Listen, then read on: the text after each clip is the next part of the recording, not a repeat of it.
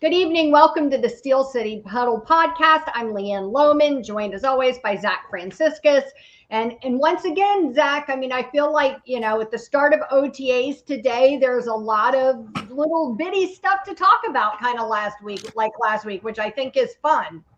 It is a lot of fun, and because there might not be a lot that we can know for sure by watching football in shorts, but there's a lot that we can guesstimate, and that's really fun. Yeah. And just the visuals of watching those guys, they saw the video of Alex Highsmith running out in the field, seeing those guys running out there, seeing everybody pumped up, man, it gets you really ready because, today is 100 days from the start of, from the Steelers' first game, 15 Sundays until our first kickoff. So I think that that's always, pretty exciting. It feels like we're going to be into double digits and out of triple digits here pretty soon. And it makes it more exciting. So like I said, today was the first day of OTAs, and there were a few players who didn't show up. And look, I'm going to say that everything that happens right now, I take with a grain of salt, which my friend Amanda Godsey really did. She mentioned that TJ, DK, and Darius Slay were not there today at OTAs, and kind of the big absences. But, I think we're going to talk a little bit more about some of these players as we continue to kind of go through the news, in particular DK, because there was also a tweet from Brooke Pryor saying that he wasn't there among the receivers at the first day of OTAs. But Pat Freiermuth said Metcalf has been there frequently during the early offseason phases, meeting with the team and working on things. So this isn't like some kind of weird, like George Pickens not showing up for stuff type of thing. It doesn't sound like. I know that people like to make a lot of that, but I think in the case of somebody like TJ Watt, he probably doesn't need to be there for the first day of OTAs. That's a great point. None of these names set alarm bells off. No. And each for kind of different reasons. It's not the overarching veteran thing. For TJ, Right. Number one, you expect this. He's waiting for a contract. When TJ waits for a contract, he holds in, which means when he has to be there, he'll be there on all this. But whenever he doesn't have to be there, he's not going to. But let's be honest. Are we really worried about the linebacker depth? Are we really saying that because TJ's not there, those guys aren't good? Nick Herbig was out there in TJ's spot getting all those reps that he needs. Well, I was going to say that it gave those young guys a spot because you actually, even though Highsmith was there, they allowed Jack Sawyer to move up and play behind Herbig. So, it allows those younger guys, I think, to get some more time on the field. I don't think anybody questions TJ Watt's work ethic during the off season, or the amount of energy and time he puts into being ready for the season when it kicks off. So I agree with you. I'm not concerned about this. We're going to talk a little bit more about TJ and his contract situation when we get to our spill the tea kind of section with some of the gossipy stuff. But there was lots of other little tidbits coming out of OTAs today, and I thought that was exciting. And one of the ones that made me feel the best was some tweets about Roman Wilson looking so solid today, really hoping for a solid season from him. Mark Cavalli said he said it for a while now, but look out for Roman Wilson this year for the Steelers. I think that people forget that we have this kid. And I also think that maybe in some ways, whatever was going on with him last year was like some bad publicity. I think some fans think he's not very smart or not very capable because of whatever was going on with the playbooks. But when you hear some of the insiders talk about it, they just continue to talk about how difficult it is to jump on that moving train when you literally miss the entire preseason like he did as a rookie. Do you know what I mean? He's not coming in as a guy that's played for years for other teams. Oh, 100%. I don't want to make it a bash on Pickens thing, but it's Right. not exactly like Pickens was, the bastion of leadership for this kid. So it kind of felt like Zach Azzani was there to rein in Pickens and everyone else was on your own. And Yeah. Roman Wilson, I'm excited about because that's a lot to deal with as a kid because he wasn't injured. Everyone reported not injured, and so everyone made their own assumptions about why he wasn't on the field. So I'm genuinely excited to see what this kid can do because he's got a chip on his shoulder, Yeah. and he apparently looks crisp. I like that word. Yeah, you gotta love that. You gotta, I mean, I don't know about other fans, but I'm certainly cheering for the best for the kid. You hate to hear those stories like a Corey Trice or something like that where they get injured and then your whole season at such a young age is shot. You know, you hate to hear something like this. So it's, I am hoping that this, is the thing, that this season is what he needs to kind of propel himself forward. And I'm sure he's wanting to kind of prove himself. Oh, absolutely. And we need every wide receiver we can get that can step up right now. Yeah, And we can't afford for him to not prove himself. And I gotta say, I don't know if we have like. I wish I would have gotten a video of it, but Robert Woods in his dark visor, he looks sleek out there. So he did. I think that these guys are going to have fun, and Robert Wilson gets to join in that fun on a different level than he did last year. Yeah, I agree. I think it's a good thing. Another player that was getting some praises today was rookie quarterback Will Howard. They were also talking about Mason Rudolph and how crisp and clean, he looked, which is to be expected. I mean, Mason is a vet who's always performed well to me in camp situations, practice situations. So that didn't surprise me, but it was nice to see, Will Howard kind of settle right in there, move around within the pocket and have some fun out there for, his first day kind of in the spotlight like that. That's a little more pressure than what he's been doing. That is. And I think for Will Howard, while I'm sure there was pressure, he's faced that national championships, pressure, but goodness, I wish that he could have been mic'd up because he must have been just jubilant. He was excited about getting his helmet. Every single step of this process, he's been extended. The only thing with close I can say to is Herbig. Him and Herbig and Sawyer on the same team.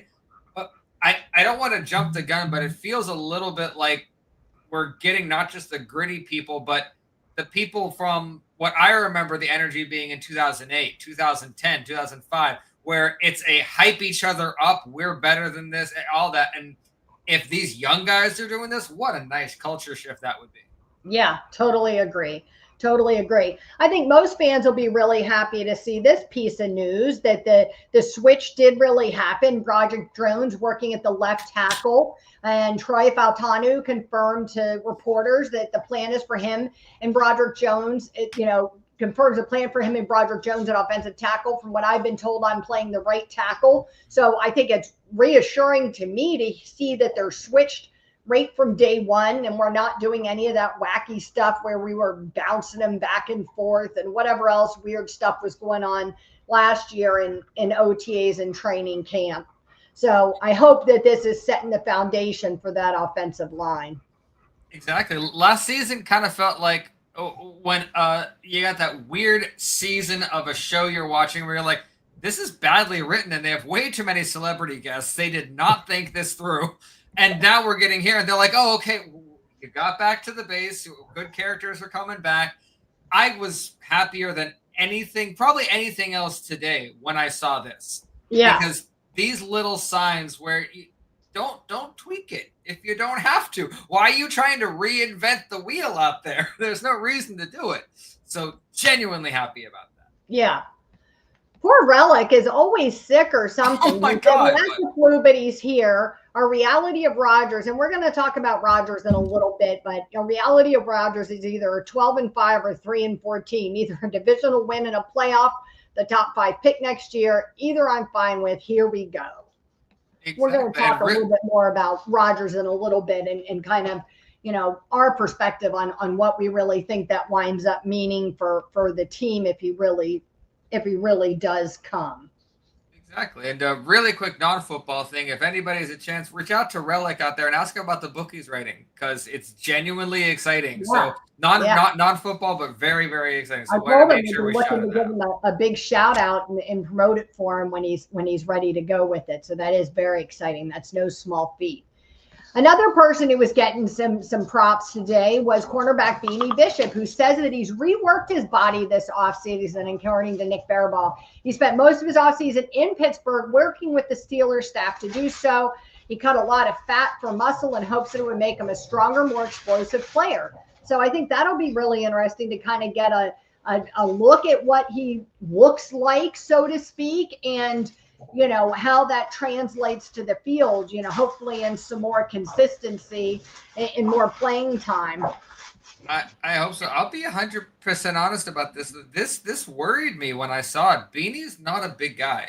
He was lean last year, and if he's cutting fat for muscle, wiry is good for some things. But if he wants to be a hard hitting safety and be explode, that worries me for his longevity. Because when I think of wiry and what he's trying to do, I'm like, ooh, Michael Vick was really breakable, and that's the type of body type that Beanie has. So this, I'm hoping that he proves me wrong, and I gotta say, Beanie proved me wrong a lot last year, and I'm happy for him to do it again. Just I don't know why, not a red flag, but like a white flag that I left in the wash with a red flag. So that's what it is. Yeah, Big Poppy, like the rest of us, I think is rooting for Beanie Bishop and excited about what he's gonna to possibly do this year. I think that's exciting. Even the puppy's excited about it. Bentley's even excited. Who knows? He hears like imaginary ghosts in our house and barks at nothing. So who knows? We also added some players to the roster. I mean, these kinds of things are going on this year, so this is not some massively exciting thing that we need to jump up and down about. But Montana Lamonius Craig was added. He was an undrafted rookie free agent out of Arizona last year. He had 45 catches for 468 yards and 4 touchdowns. He spent 2 years at Arizona. Prior to that, he spent 3 years with the Colorado Buffaloes. So he's joining the roster. We'll see how that shakes out for him. And then offensive tackle Nick Broker, who was drafted in 2023 as a 7th-round pick by the Bills. They ended up waiving him, and he spent 2 years with the Houston Texans. And then the Steelers picked him up a week ago or so, a few days ago, something like that. So those 2 guys are added to the roster. I like that. I gotta say, it takes a lot to challenge my favorite names in the NFL, because my favorite names are Equimanius St. Brown and Amon-Ra St. Brown. It's hard to beat those. But what is it, Montana Latavius? That's a great name. So good football names. Good, yeah, that's a good name. Lamonius Craig. I went to high school with a guy named Lamangelo, and twin brothers, Lamangelo and Orangelo. Great names. I love good names. Yeah. Relic says he doesn't think that Broker will make the 53-man roster. Yeah, I don't know that his chances are real good. I guess it, maybe as a depth piece or something like that, or maybe practice squad is his best shot. But yeah, I'm not sure either one of those guys has a huge shot. Let's be very honest. When it comes to the offensive line, we know who's going where. It's going to take a lot for anybody to move anybody. I'll say this. Unless Broderick starts showing shades of last year, then that entire thing is up for grabs right there. So that's my only worry. Yeah, I think that makes a lot of sense. Well, when we were here last week, we talked a little bit about some of the NFL rules, and one of them was that crazy seating change for the playoffs and stuff. So I think by now we've all seen that the tush push lived to fight another day. It'll be back. They needed 24 votes. So 24 votes to pass, which was Green Bay's proposal to ban the tush push. So 24 would have been a bad thing. They got 22. And I heard Adam Schefter say that the Eagles, Jeff Lurie, and the coaches and the general manager all spent time calling every NFL GM, head coach, and owner personally over the past 2 weeks to make their case. They brought Jason Kelsey in to the owners' meeting to make this impassioned plea to save the tush push, and it worked. He had enough. But there was 2 other things that happened. One was that Lions revoked or pulled out their playoff reseeding proposal. So that was just negated. They took it off the table. And so that didn't even really get voted on. And then the other one was the NFL owners passed a rule change that would allow teams to declare an onside kick at any point during a game if they are trailing.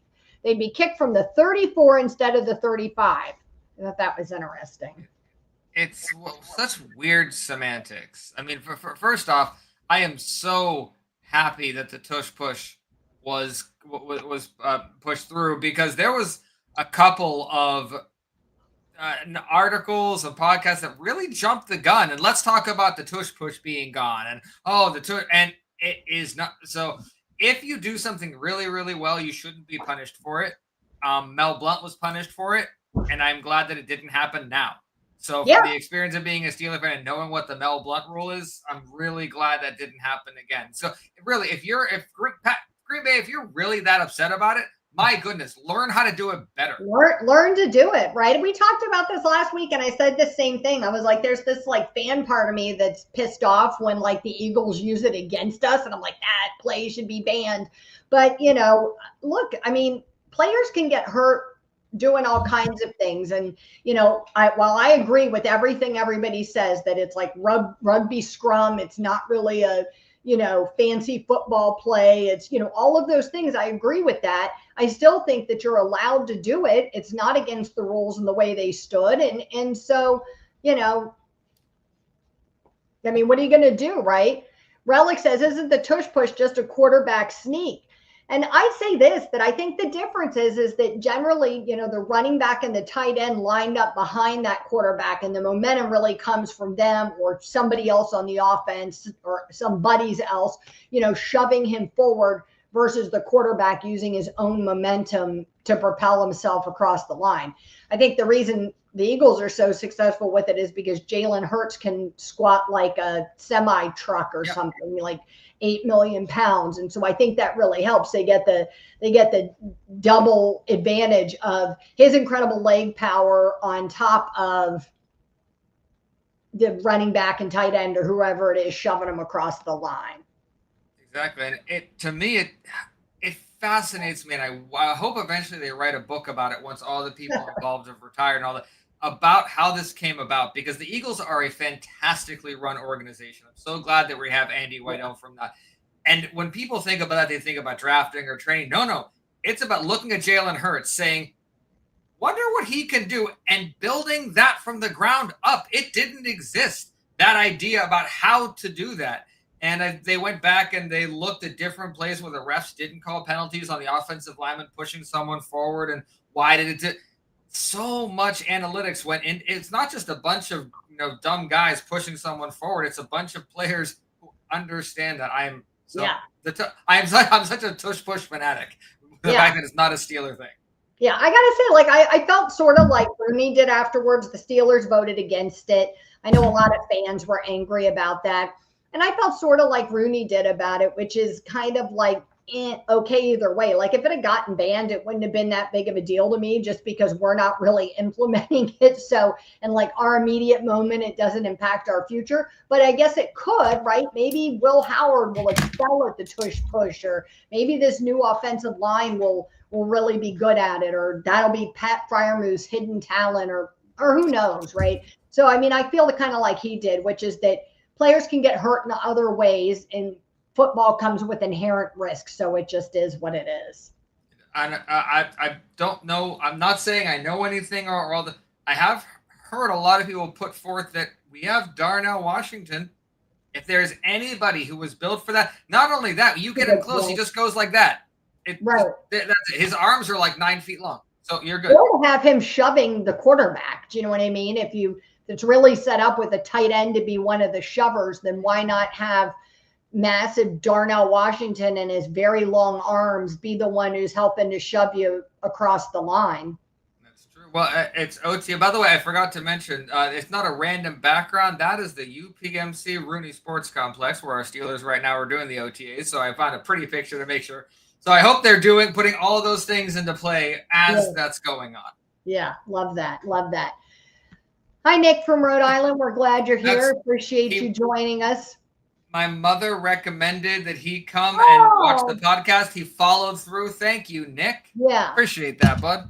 Yeah. Oh, I love that.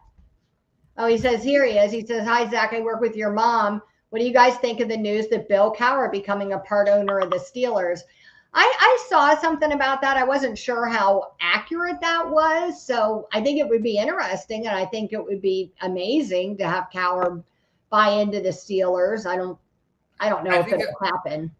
I think if it do, I don't want to say like it would be like more of an honorary thing, but I think it would be a small enough stake where he feels like he has the ownership in it, but as far as decision making, I don't think the Steelers would give up anything. Never. Like the Steelers do not give up stuff. The Well, the Rooneys Rooney's own are the never Steelers. going to give up majority control. To me, it would be sort of like Brady with the Raiders. Do you know what I mean? Where you own, I don't know, 8% or whatever he owned, right? This little percentage. And, because you're an owner, they pick your brain and utilize your skills, but you aren't necessarily the decision maker in it. So That's a very, very good analogy with Brady, because let me make sure everyone understands I don't like Tom Brady. But he's been a lot more held back than I thought he's been. I thought his hands were going to be in every cookie pot, and he's held himself back. And I've read a couple articles where he actually takes this a lot more seriously than I thought he was going to. Yeah. I thought it was a vanity project.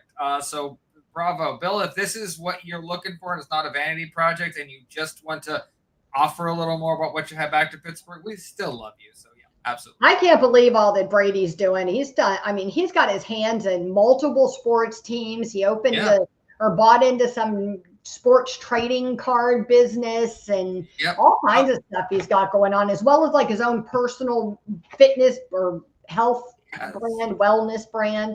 And he's been successful. I've been a Wrexham football fan for like 3 or 4 years now, and he bought into Birmingham, and both of us got promoted to the championship. So I have to compete with Tom Brady again. I cannot get away from competing against Tom Dan Brady. Right.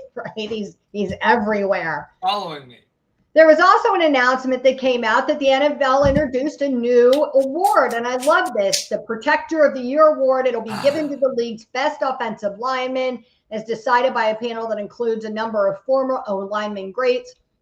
And Troy Vincent gave credit to the Bills offensive lineman Deion Dawkins and former lineman Andrew Whitworth for pushing this idea. I think this is amazing. This is such an unsung group of heroes, and to have them finally have an award that puts them up there. So this will be among those same league awards like MVP and Offensive Player of the Year and Walter Payton Man of the Year. So this would be an award that comes at that same time. And I think it's amazing to see this kind of unsung group of heroes get some recognition. Oh, I am beyond happy. And what's funny about this is Madden was ahead of the curve here. Madden has had Madden football in the video game has had an offensive line award for 10, 11 seasons. So, but I remember when I was in Thailand putting together the flag football team, my very first thing I told everyone that is football is built from the offensive line up. Everything starts with the offensive line. And for the NFL to finally run, and of course, Andrew Whitworth is at the forefront of that. Right. But let's do some retroactive stuff. Let's go back. I want to see like Dermontti Dawson, and I want to see all of our guys from back then get there. Alan Faneca needs his. So I genuinely Pouncey. I mean, there's so many of them from the Steelers and from the league in general. I mean, there's just so many that never got any recognition and definitely deserved it. So yeah, I love to see something like that being rolled out. I think that's awesome. We're going to see some very large men in some really nice suits at those award shows. So. Yeah, right. Like Cam Hayward when he was man of the year. Like he's a big boy. By the way, shout out to Captain Cam for being at OTAs today. Right. Yeah, he's amazing. Let's shift a little bit and talk a little gossip around the league. Ooh, there's a few items. We have our tea segment. We do. Here we go.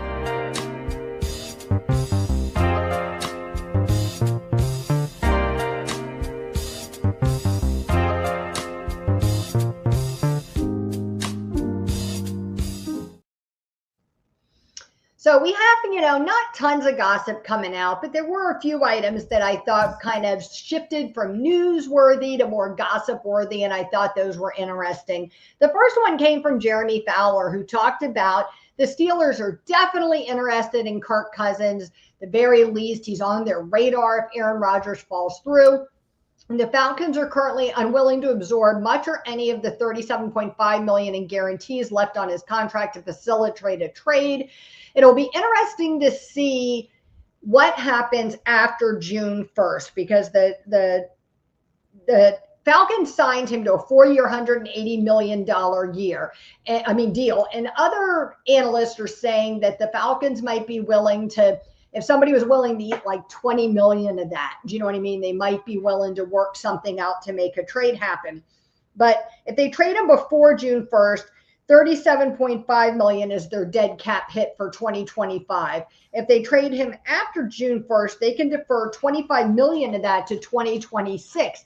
And so that could be part of their refusal to, right now, to say they're willing to absorb anything, because, they're hoping they'll trade them outright right now. But if it goes beyond that, then maybe they'd be willing to do it, because they only have a little over $5 million left in cap space. So they're going to be in bad shape. They don't really have a lot of guys whose contracts are reworkable to free up some money for them. So if they could get, $20 million in cap space back on Kirk Cousins, that would be a big amount of money for them. Do you know what I mean? So I think it's kind of interesting to hear that his name's popped up. Relic brings up that last week that there were reports that the Steelers were not interested in Kirk Cousins. Now it's the plan B. I don't get it. None of us do, Relic. I don't know. It's nuts. It's at that point where, is Jeremy Fowler, does he need money or something? Jeremy, why I really don't understand why. I understand a lot of smaller reporters are emptying their notebooks and we got to get all these stories out, but that is not Fowler. This is I don't see the validity in this. Number one, let the Falcons dangle. Let them sleep in this horribly messy bed that they made, because what a horrible decision they made, because it's not about the bringing in Kirk Cousins and then a younger person. What a great plan that was. It was paying that much for Kirk Cousins and then trading out, and the amount of problems there. So if I was Omar Khan, I would get on the phone. And by the way, let's translate it. On the radar means that a phone call might have been placed one way or the other. That's what on the radar means, Fowler. So let's make that very clear. But if I was Omar Khan, I would let the Falcons know, this is your own fault. Let us do a Russell Wilson deal, or there's no chance he's coming here. Which is they eat everything and we pay him $1 million. So this better not be real. That's all I'm saying. I agree with you. You got to look at it like this. Look, there's some significant similarities between Cousins and Rodgers, just in where they are. I realize that Rodgers is a few years older than Cousins, but they're both coming off of early 2023 Achilles ruptures, right? So they're still recovering from that. They both weren't as successful as people thought they would be with their previous team. But one of the biggest differences is that Rodgers has gone on record as saying, I'll play for $10 million. And there's a significant difference between that and what you're looking at with Kirk Cousins. And I just think that is the difference maker. So if if you're the Steelers and you feel like, oh, I'm willing to take a chance on Aaron Rodgers because maybe he can do something for us, do you know what I mean? But then you're looking at Kirk Cousins and you're at that same level of maybe, but a lot more expensive maybe. Exactly. Let's be very clear. We shouldn't be chasing Aaron Rodgers like we are in the first place, but we definitely shouldn't be chasing multiple veteran quarterbacks. I don't know how many times I'm going to have to say this, probably many times throughout the season. We are not a quarterback away. Yeah. If we were, then chase those quarterbacks. You like the Rams understood that they were when they had to get Stafford from the Lions. That is we're not them, guys. So this is not something that should happen. And you are exactly right about the 10 million. I have heard Marco Bulli mention it. I have heard Filipponi. Multiple people said that the Steelers have 10 million earmarked for Aaron Rodgers. And if anyone's wondering if that's a lot, the Steelers have about 40-something million or close to 40 million free. And it's Aaron Rodgers and TJ money. That's pretty much what they're looking at right now. So why mess with that for someone who's probably about as broken down or more than Rodgers, who we made look bad? Yeah, I think if you knew you were getting something out of it, it's, then it would make sense to have this serious conversation about taking a risk on that. But I just don't see, where it's worth taking the risk.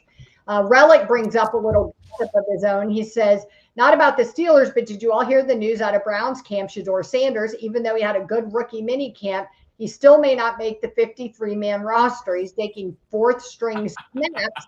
He said 5'10" Dillon Gabriel is taking snaps over Shedeur Sanders. That's comedic gold right there. I truly hope that Dillon Gabriel at 5'10" winds up their quarterback so we can listen to some other team's fan base talk shit about how he's too short and he can't see over anybody on the field like we had to listen to about Russell Wilson for a year. Exactly. And for all the long-time Cleveland Brown fans, I'll bring a name back. Tim Couch. I watched Tim Couch's first game. His very first pass ever was an interception by the Steelers. I welcome any of these rookies. Yeah. Or Kenny Pickett. Come on, Pickett. First pass as a Brown. Because come on, Kenny Pickett spinning into TJ Watt is going to be one of the greatest things I've ever seen in my life. Right. So let the Browns brown. And I'm going to apologize ahead of time to my stepdad and my father-in-law, all of this, because when it comes to the Browns, they called us a dumpster fire. That crossed the line, and I'm like, oh, okay. So no holds barred. Fun. It's going to be fun. Yeah. So we mentioned earlier a little bit about TJ Watt and his contract deal. So this little tidbit came up this week from Benjamin Solak. Mueller says his father is a regular PM team listener for ESPN. He said, I'm not ringing any alarm bells. Okay, but yes, you are. But I find it interesting that TJ Watt is in the final year of his deal with pretty much no smoke about an upcoming extension. I find this doubly interesting when you consider that he is 31 and coming off his worst season as a pro. And I find it triply interesting that Watt has never won a playoff game with the Steelers, who may be approaching a massive organizational overhaul if Coach Mike Tomlin cannot figure out the quarterback position. Just a thought. My friend Amanda said, oh, no, this isn't it. What did I do with it? My friend Amanda said what everybody that knows the Steelers is thinking. The smoke around TJ Watt getting extended, I don't think anyone's talking about it much because it's May 27th and they don't extend players like this until the summertime. Right before the season starts, it's the traditional time they do it. It tells me that whoever this guy was from ESPN, it shows the difference to me between the local media and the national media who just don't know how things are done in Pittsburgh, that there's a way we do things. Do you know what I mean? And the way we do things is we don't do contract extensions during the season, and we sign those extensions right before the season starts. So there's no smoke here because it's not even the right time to do it. TJ's not upset or trying to leave. The Steelers aren't shopping him around or trying to get rid of him. There is about a 0.001% chance that TJ will be anywhere but in Pittsburgh next season. Now, I don't think that whatever that Benjamin Solak's thinking about an organizational overhaul, I think he's thinking about something that happens in other cities, but not in Pittsburgh. I agree. For anyone who didn't read the article, that it was 100 days from the beginning of the season, so it was 100 things about the upcoming thing. I guess he got bored and was just trying to make up things. And he's obviously never been to or read anything from Pittsburgh. Right. Because well, there's just not that much to talk about. Like, I don't blame him, right? There's just not a lot of news coming out of Pittsburgh right now. So what are you going to talk about? Beanie Bishop's diet or, Aaron Rodgers for the 9 millionth time? I mean, there just isn't that much to talk about. So I recognize that, hey, you got to find something about every team, and there's just not that much in Pittsburgh. But it definitely set a chunk of the fan base off who, probably the same people that believe memes on Facebook present scientific data or something. Probably that same group who all freaked out and started running around like chickens with their heads cut off, regurgitating all the talk about TJ trades again. It's not happening. Exactly. And there is no more penultimate, they're so good at their jobs and they're so, the word is escaping me. A professional. There, thank you. Yeah. Professionals than TJ Watt and Cam Hayward. And last year when Cam Hayward had to be here, a switch was flipped. He's like, okay, done. Yep. Contract set to the side. Let's get to work. What on earth has TJ ever done to make people think it's going to be anything less? He's the Heinz Ward of our defensive side. He's done this before. Before. It happened with his last extension. Do you know what I mean? He'll be there. He'll be fine. It will happen before the season starts, just like it did last time. People are panicking over nothing. Relic says, real talk, TJ needs to be locked down before another big defensive guy gets signed to a massive deal. Like, either sign him or trade him at this point. This is a thing we need to do soon, even if that means it's a handshake deal with TJ to sign him to a big contract. I think, Relic, take a breath for just 1 second. You need to breathe. Yeah, I agree. I think that Khan or whoever, Rooney, the combination of all of them have already talked to Watt and his agent and kind of let him know that, hey, we don't do this until August or whatever, this is coming. Exactly. And if trust me, if TJ was worried at all about either the direction the defense was going or the guys behind him, he'd be here. But in TJ's mind, this was a foregone conclusion. I don't have a contract. I'm not there without a contract. We've set that precedence. And not only that, it's kind of a silver lining. And there's a couple other silver linings we'll talk about later in this same vein. But with TJ not there, like you mentioned earlier, other guys that really don't need them, but I'm so happy they're getting these reps. Genuinely happy. And Nick Herbig is loving it. Dude's a sponge. So getting these first team reps, it's fun to see. I really like that. Relic says that what he really meant was some other guy out in the league getting a massive deal. I was just trying to remember who it was. Was it Max Crosby that just signed the highest paid, or was it? I don't remember. I'd have to look it up. But one of those guys did just sign a deal this year, right? That made him. Yeah. Myles Garrett kicked it all off. He kicked that off with like a huge. And then that I genuinely don't think we'd be talking about this as much, but a lot of people want TJ to be more mad about that and more anxious to get it done because of the Myles Garrett thing. Mm-hmm. I think no, TJ does not care how much Myles Garrett is paid. He genuinely does not care how much. Yeah. According to this, if this is right on Over the Cap, Myles is getting 40 a year. Daniel Hunter's getting 35.6. Max Crosby's getting 35.5. TJ's at 28, just over 28 with his current contract.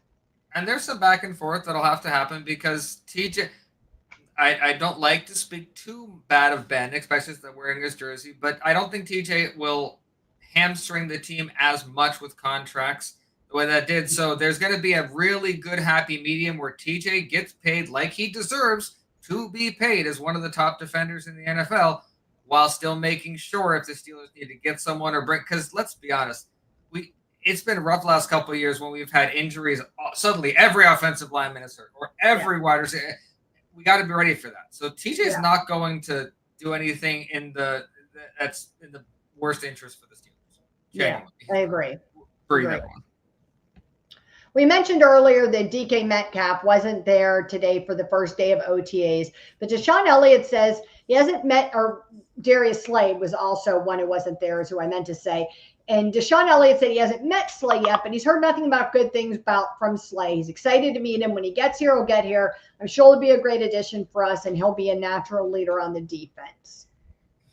100% agree. Nice to hear those guys have faith in these new players, and I'd like to see them show up there at OTAs and kind of start just getting to know people. So I feel better once they all get there.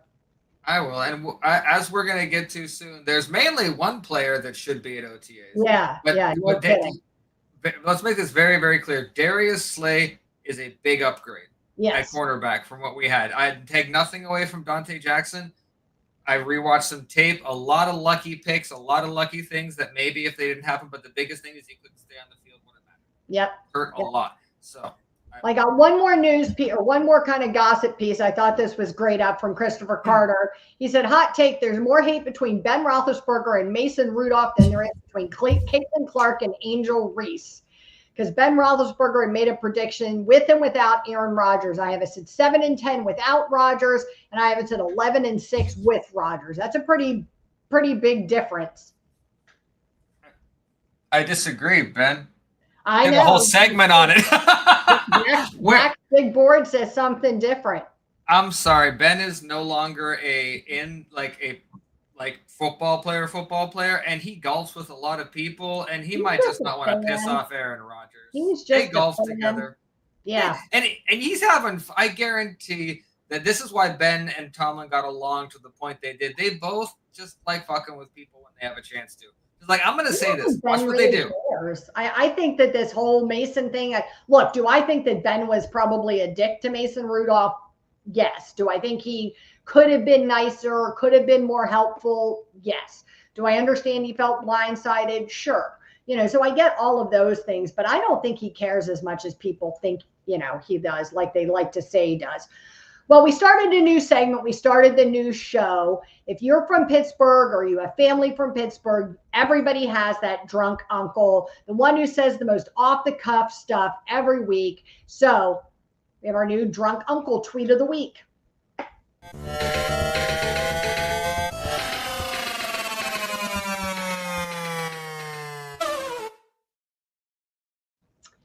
This week, and look, let's just be honest, he could probably be every week's drunk uncle. Andrew Filipponi said, Mason looks smooth. I really think he could be the next Sam Darnold or Geno Smith if given the chance. And look, Zach and I have talked about this on the show a lot. Like, we're both totally okay with Mason being our quarterback this year. There's no hate against Mason, but I also don't understand the excessive like Mason worship where you think that, you know, he's going to be this guy that gets paid massive amounts of money like Sam Darnold did, or really take the team far. I just don't think that's him. I'd love to see him go out and win a playoff game this year.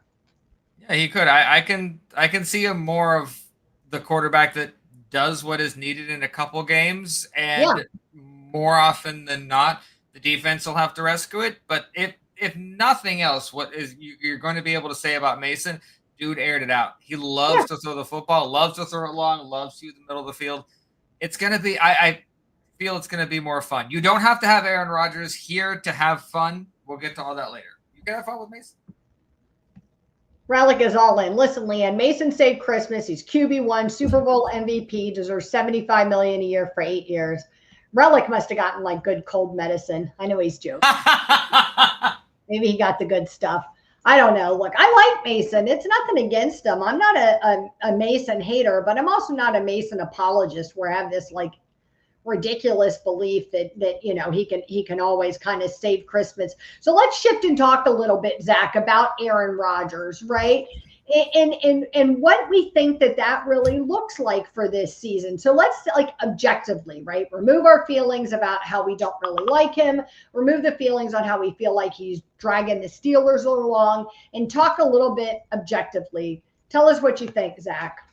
All right. So when I was thinking about this segment, I had to take a lot of bias out. So what we're going to do, we're going to take all the what ifs out. For the sake of this segment, Aaron Rodgers is a Steeler. Whether he is signed or whatever, he is in Pittsburgh. All of that is taken care of. There's two main fan groups that I see with Aaron Rodgers. There's the bring Aaron Rodgers in, whether that's to burn it all down or Super Bowl bound. And then there's the anti-Rodgers. So I'm going to have people mad at me either way on this. The drama is going to start immediately. I mean, immediately. Omar Khan and Mike Tomlin have developed this great partnership and this way to to manipulate the press during those press conferences. It's a control thing, and you can watch it. They just, I think there's like a telepathic bond between the two because they'll just know when to jump in for the other person so they can cut people off. Aaron Rodgers is not going to go with that kind of a flow. I mean, Leanne, can you see Aaron Rodgers just sitting there quietly when Mike Tomlin says nothing for 5 minutes? I know. And I think, I think for most of the fans, even for many of the fans who feel like, ability wise, you're okay with Rodgers coming. I think that's a legitimate concern. I mean, Steelers fans tend to want to avoid the drama and chaos.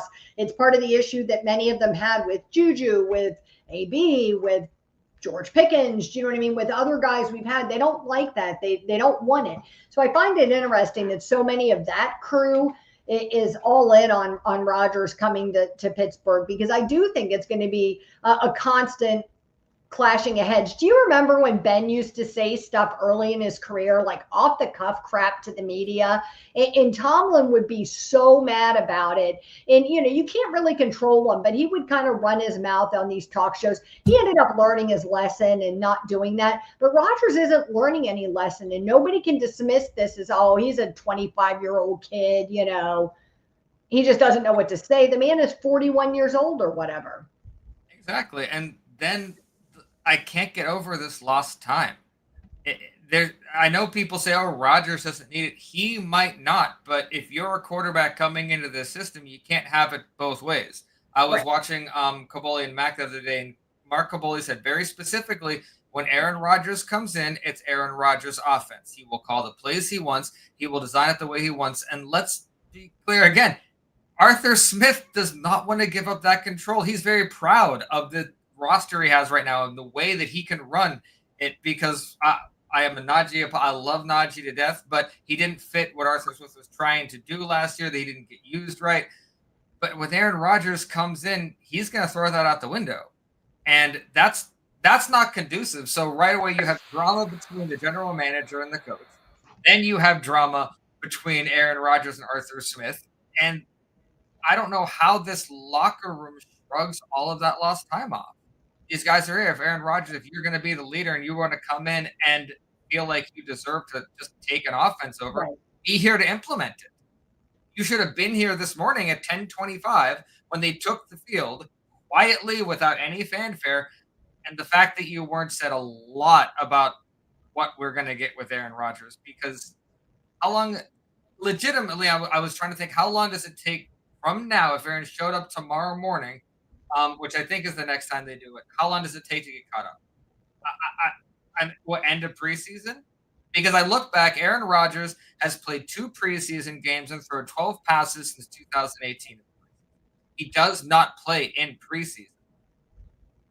Like the thing is that, look, maybe Aaron Rodgers of 5-6 years ago could get away with that, but Aaron Rodgers that was crappy for the Jets last year, and you know what, started off slow and got a little better as the year goes on. That tells me 100% that his ass needs to be in training camp and needs to be in all of these OTAs and all of those things. He didn't show up for the Jets last year and ball out, right? He was a significant issue on their offense. It wasn't like everybody else was terrible and Rodgers was so good he was untouchable. And poor Arthur Smith, because how does he have any job security if 2 years in a row, you know what I mean, he's running these offenses that aren't his own or aren't designed for the quarterback he has or whatever? I mean, it's just crazy to me. It just doesn't make any sense.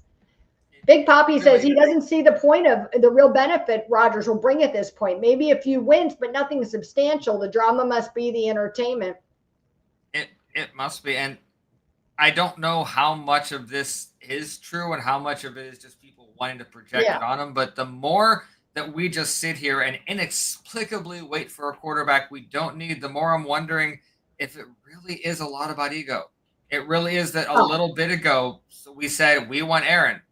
And we just, it really is, it's embarrassing. But like I said, the what ifs are out the window. I know I'm in the minority that I don't think the Steelers are waiting on him like everybody thinks they are. Do you know what I mean? I believe fully that they have either resolved themselves to some deadline that they set with him that they don't feel comfortable announcing. And frankly, I don't blame them. I wouldn't announce anything about any conversation you have with Rodgers except to say it goes well, because you can't trust that, right? And if they say, well, we set this deadline of June 1st and then Rodgers doesn't show up, then it's, oh, Mike Tomlin's such an idiot. You know what I mean? He strung us along all season and then this didn't work out. And if they don't do that and then Rodgers says, oh, well, I would have signed with the Steelers, but they gave me this deadline, then it's, oh, Mike Tomlin's an idiot. You know what I mean? So I feel like there's like Tomlin and the gang can't win no matter what happens. So I think their best move is to do what they're doing, which is to say nothing. But I don't think that necessarily means that they're just sitting around waiting for him. You know, maybe the answer is that they are just okay with Mason and they don't want to waste money on a quarterback they don't need. And if you get somebody for $10 million, well, that's nothing, right? You can make that happen, you know, easily. Even if they had people they could restructure if they had to make that happen. So maybe I think in the organization, it's not as big of a deal as it is. I don't think they feel like they're being strung along. Relic said, Terry Bradshaw said the Steelers' pursuit of Aaron Rodgers is, quote, a joke. He needs to stay in California and chew on bark. I love it. I like that. Terry Bradshaw is a funny guy. Wasn't it Terry Bradshaw that they said about him he couldn't spell cat if you spotted him the C and the A? Yeah, but that was not true. That was mean.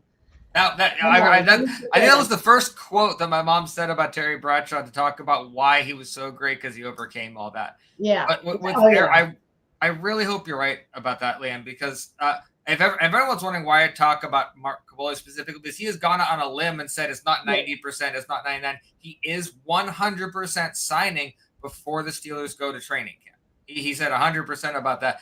But what he said is that he believes that Aaron Rodgers told the Steelers, yeah, we'll absolutely get there, but I'm not going to sign anything. And there's that handshake deal behind the scenes. And I'm okay with that, except then he specified and said that the reason he believes it is Aaron Rodgers doesn't want to take shit for missing all of this time. And if that's true, that's messed up. I'm real. And Mark Kaboly is close to not just the Steelers, but he works for the Pat McAfee show, who has had Aaron Rodgers on consistently. So the connect, it's really worrisome because, like I said, at this point with Aaron Rodgers here, you have drama at the press conference, you have a divided locker room. And then what? He's going to play 50. If Aaron Rodgers plays 70% of the football games, you've gotten more out of him than anyone would have expected.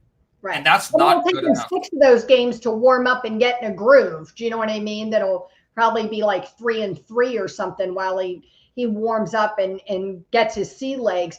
I have a bigger issue with us allowing him to miss out on preseason activities where he could be bonding with his new team than I do with this like notion of him stringing us along, right? Because you can only be strung along if you're willing to be. And so I don't, like I said before, I don't know that I feel confident that that's what we're actually doing. But if we're just knowing that he's not going to come until after a lot of preseason activities, OTAs are done, and then just allow him to walk in and take over our offense, that I have a little bit more of an issue with, because I don't think you can trust him. And what happens if he changes his mind? And this is what the Steelers have planned on all along. And if anybody is wondering whether Aaron Rodgers is enjoying this entire situation, you didn't see the clip of him. I think he was giving a little, not a press conference, but an interview, and a little girl asked him, do you want to play for the Chicago Bears ever? Little coy pastor and Rodgers like, no, but there's a team that's playing on the road in Chicago, i.e. the Steelers. Dude, Don't be coy about this. Don't, if you want to go to the Kentucky Derby, if you want to get engaged, if you want to take care of your family, do that. But there's a team here that needs to know what's going on because they're moving on without you. Relic brings that up, that, the news, the rumors that Rodgers dealing with some family members with issues, someone close to him has cancer. And I agree with Relic that that's horrible. Look, I don't wish that on anybody. I'm, keeping them in my thoughts and prayers. I hope everybody heals and is healthy. I'm sorry for Rodgers that he has to deal with that. But the realistic Leanne in me says, I've also dealt with sick family members. And you know what I had to do? I still had to go to work, whether I liked it or not. Like, I couldn't tell my boss, I guess I could take FMLA or something and not get paid and go deal with something. But the real world is that you have to still do those things. So if you can't commit, then you need to walk away so that somebody else can do the job. No one else in the world could string their employer along, for months while they try to figure out what they're going to do. And so, again, maybe he has told the Steelers something that makes them feel confident or comfortable, but from the outside perspective, it feels like it does with everything else with Aaron Rodgers. Like, the rules are one way for other people, and then, in Rodgers' mind, this different set of rules apply to him, and that's not something that goes over well in Pittsburgh. That's true. And maybe like 10, 15 years ago, like an owner and coach could come out and talk a little more honestly with the fans and say, listen, we're in a rebuild. It's going to take you can't do that anymore. And so I don't know what I expect the Steelers to do other than, say, oh, we're in it to win it and all this. But the truth is it's a rebuild. And the only way we're going to get the quarterback we actually need is next year. But I feel like I've spent enough of my emotional energy preparing for and relegating myself to the Rodgers situation for it's still not to be resolved. It's OTAs. We're past it's OTA. The frustration I talked feel about this months ago. Both of us said there's no way we'll still be having this conversation come OTA.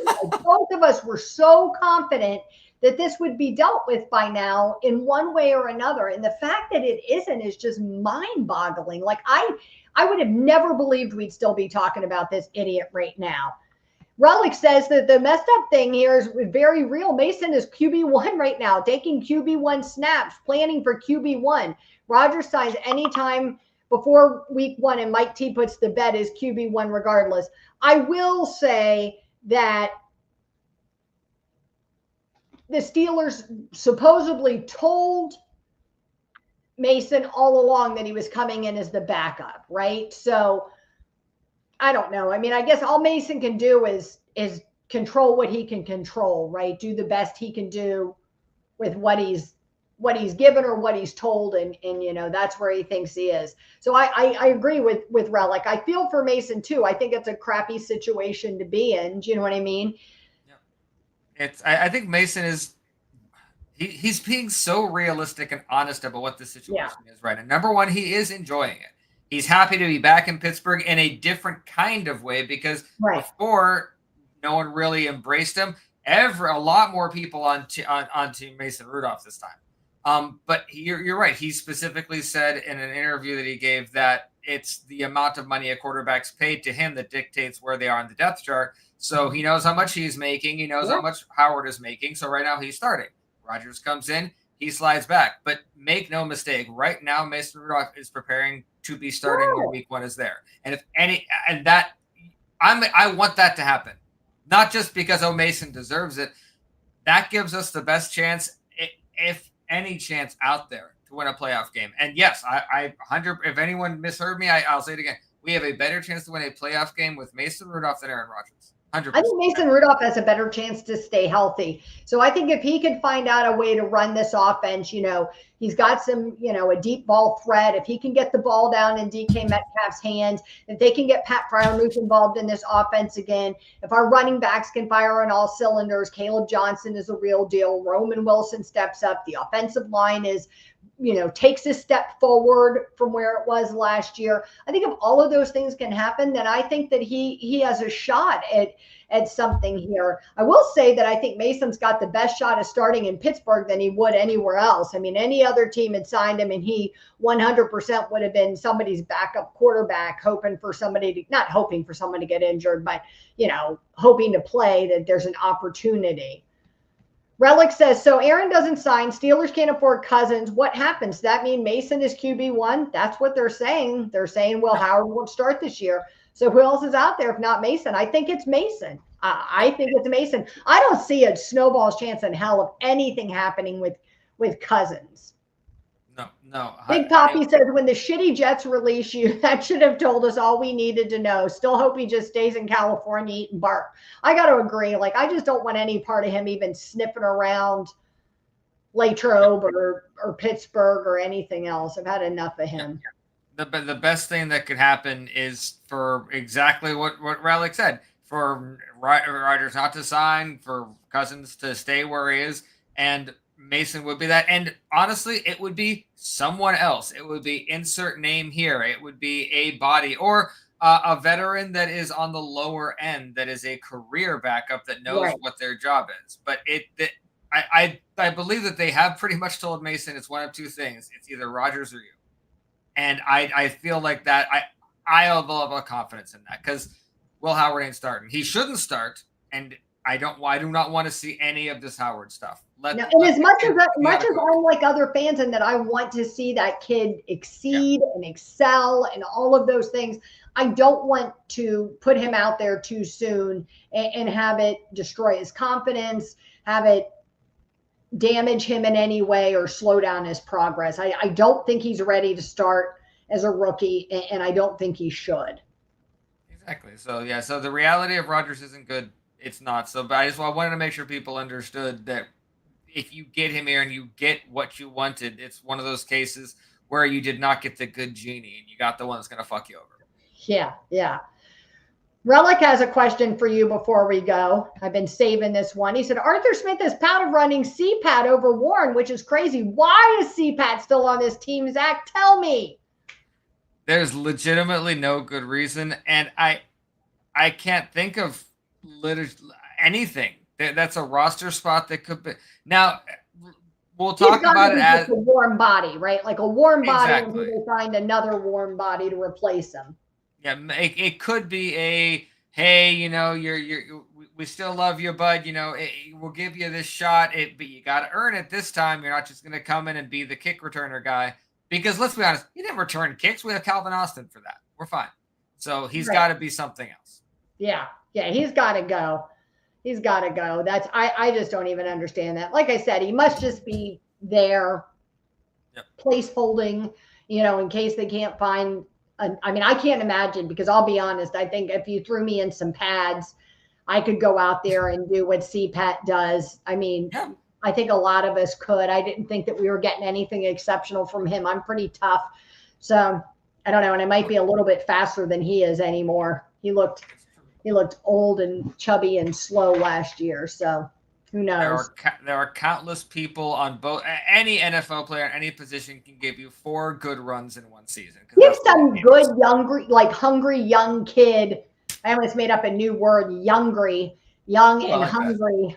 A youngry kid. Give that kid a shot at starting over CPAT, right? Like, I mean, at least they're going to be less likely to get hurt, right? Because he's older at this point, and they have the potential to maybe turn into something, good. Like he's at the end of his career. So unless you were still getting some solid production from him, then I don't see the point in keeping him. Exactly. So Aaron Rodgers, the last check mark that needs to go before everyone can take a breath and just get ready for the season. So it needs to stop holding us back. That's it, plain and simple. Yep. Well, we'll call Mr. Rooney and let him know, Zach, that's what has to happen.